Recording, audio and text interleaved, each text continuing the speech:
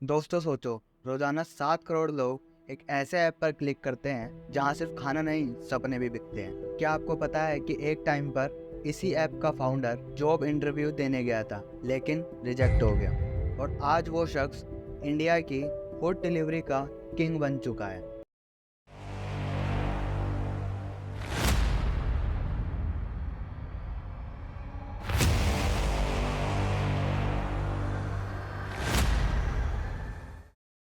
तो हेलो दोस्तों, मैं सचिन आप सभी का स्वागत करता हूँ सचिन अग्रवाल शो पे।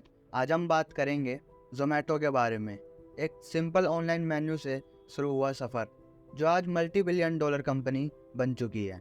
पर इस सफ़र में स्ट्रगल्स, हार्ट ब्रेक्स, फेलियर और कंट्रोवर्सीज भी है। तो कहानी शुरू करते हैं।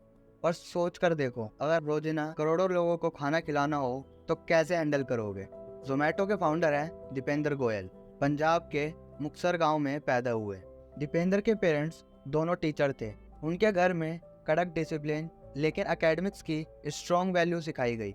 दीपेंद्र गोयल बहुत शाय थे बचपन में, लेकिन उनमें क्यूरियोसिटी और प्रॉब्लम सॉल्विंग आदत थी। 1997 में आईआईटी दिल्ली से मैथमेटिक्स एंड कंप्यूटिंग में एडमिशन लिया। कॉलेज टाइम में हॉस्टल लाइफ और खुद का खाना जुगाड़ करना, यही उनका रियल लाइफ स्ट्रगल था। उनकी वाइफ कंचन जोशी वो भी एक आईआईटीएन है। कॉलेज के बाद दीपेंद्र ने पीएन एंड कंपनी को ज्वाइन किया, जहां एक सिंपल प्रॉब्लम ने उनकी लाइफ पलट दी। ऑफिस कैफेटेरिया में मेन्यू कार्ड नहीं मिलता था और बहुत लंबी लाइन हुआ करती थी। जॉब के पहले फेज में दीपेंद्र ने कई सारे रिजेक्शन देखे। पेन एंड कंपनी में भी उन्हें इनिशियली सिलेक्ट नहीं किया गया था, पर उन्होंने हिम्मत नहीं हारी और हर छोटी प्रॉब्लम को बड़ा सॉल्यूशन बनाने की सोच रखते थे। इस सोच ने जोमेटो को जन्म दिया। 2008 गुड़गांव एक नॉर्मल दिन था जब दीपेंद्र और उनके कलीग पंकज चड्ढा को कैफेटेरिया में खाने के लिए मेन्यू कार्ड ढूंढने में परेशानी हुई। तब दीपेंद्र ने सोचा कि क्यों ना सारे रेस्टोरेंट्स के मेन्यू स्कैन करके ऑनलाइन अपलोड कर दिया जाए। बस यहीं से फूडी पे नाम की वेबसाइट का जन्म हुआ। अप्रैल 2008 दीपेंद्र ने स्क्रैच से अपनी कोडिंग की, स्किल्स लगाई, सब मेन्यू कार्ड स्कैन करके साइट पे अपलोड किए। पहले दोस्तों और कलीग्स ने यूज किया, फिर ऑफिस के बाहर तक वायरल हो गया। अक्टूबर 2010 में नाम बदल कर जोमेटो कर दिया गया क्योंकि ईबे के नाम से मिलता जुलता था। दोस्तों सोचो, कोई ऐप सिर्फ मेन्यू लिस्ट करता है और ऑफिस से वायरल होकर इंडिया कॉन्कर कर लेता है, पर ये इतना आसान नहीं था। इनिशियल फेज में फाउंडर्स के पास पैसा नहीं था, खुद ही मेन्यूज इकट्ठा करते, स्कैन करते और वेबसाइट पे अपलोड करते। बहुत सारे रेस्टोरेंट्स मना करते थे अपने मेन्यू कार्ड देने से। डेटा वेरिफिकेशन खुद करते। ग्रोथ स्लो थी। 2010 तक सिर्फ 1200 रेस्टोरेंट्स की लिस्टिंग थी। 2011 तक पहुंचते पहुंचते जोमेटो को काफी लोगों को इंटरेस्ट मिलने लगा। फिर एक बड़ा टर्निंग पॉइंट आया जब उन्होंने यूजर रिव्यूज और रेटिंग ऐड की। ये फीचर यूजर्स को एम्पावर करता और एक जेन्युइन फूड डिस्कवरी प्लेटफॉर्म बन गया। 2015 में स्विगी और उबर ईट्स की एंट्री से कंपटीशन काफी टफ हो गया। जोमेटो को फूड डिलीवरी मॉडल अडॉप्ट करना पड़ा, तभी तो आज की फूड वॉर शुरू हुई।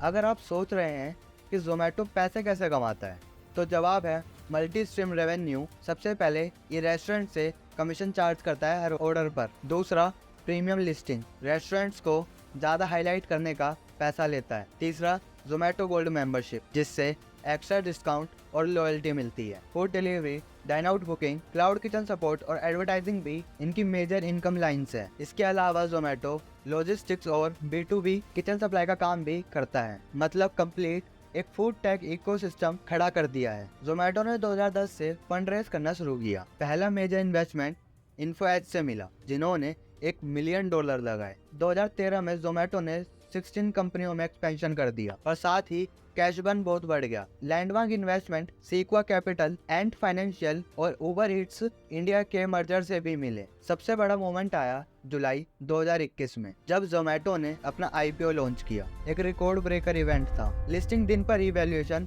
$12 बिलियन से भी क्रॉस कर गई। अभी तक कंपनी ने $2 बिलियन से भी ज्यादा फंडिंग रेस की है और 2025 तक रेवेन्यू 12,000 करोड़ प्लस कर चुका है। जोमेटो के लिए सबसे ज्यादा टफ फेज 2015 से लेकर 2018 तक का था, जब स्विगी, उबर ईट्स, फूड पांडा ने इंडियन मार्केट डिसरप्ट किया। मेजर कैश बर्न हुआ, लेऑफ्स किए गए और कुछ इंटरनेशनल एक्सपेंशन बंद करने पड़े। कंट्रोवर्सीज का भी सिलसिला चला 2019 में। Zomato delivery boy food tampering viral video 2022 में कमेंट कंट्रोवर्सी और 2023 के रायगढ़ केस जहां डिलीवरी बॉय की अनफॉर्चुनेट डेथ हो गई। एंटी ट्रस्ट इन्वेस्टिगेशन और फेक रिव्यूज इशू भी चैलेंज रहे, फिर भी कंपनी ने इनोवेट करते हुए लॉसेस को कम किए और आज डोमिनेंट पोजीशन मेंटेन करती है। 2025 में जोमेटो का user base 80 million active monthly users cross कर चुका है। पैंडेमिक के बाद फूड डिलीवरी मार्केट और ग्रो हुआ। जोमेटो का net annual revenue financial year 2025 में अप्रोक्स